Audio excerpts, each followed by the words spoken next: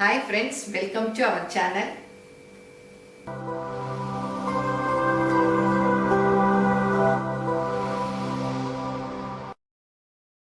நீங்கள் என்னுடைய பொருட்களை வாங்கணும்னா கீழே வர்ற வாட்ஸ்அப் நம்பரில் ஒரு ஹாய் போட்டிங்கன்னா எல்லா டீட்டெயில்ஸும் வரும். அதை பார்த்து உங்களுக்கு என்னென்ன பொருள் வேணுமோ அதை நீங்கள் ஆர்டர் பண்ணி வாங்கிக்கலாம். தக்காளிக்காய், இந்த தக்காளிக்காய் பச்சடி ரொம்ப நல்லாயிருக்கும். இப்போ தான் இந்த தக்காளிக்காய் கிடைக்குது, வாங்கி செஞ்சு பாருங்கள். தக்காளி பச்சடி பண்ணிக்கலாம். தக்காளிக்காய் நறுக்கி வச்சுருக்கேன், சின்ன வெங்காயம் கொஞ்சம், அப்புறம் பச்சை மிளகாய் காரத்துக்கு ஏற்ப நான் 4 பச்சை மிளகாய் கட் பண்ணி வச்சுருக்கேன். அப்புறம் கடுகு, உளுத்தம்பருப்பு, பெருங்காயம், 2 காஞ்ச மிளகாய்.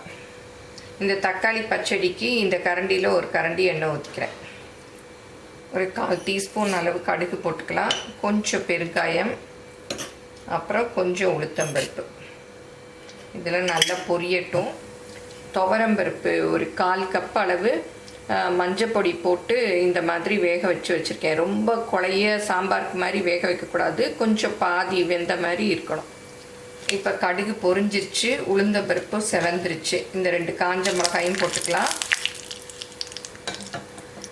4 சின்ன வெங்காயம் இந்த மாதிரி நறுக்கி வச்சுருக்கேன், அதையும் போட்டுக்கலாம். அப்புறம் பச்சை மிளகாய், கருவேப்பிலை, தக்காளி காயும் போட்டுக்கலாம்.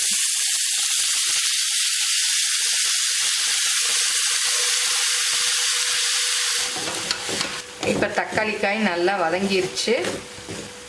அந்த பருப்பு எடுத்து இதில் ஊற்றிடலாம்.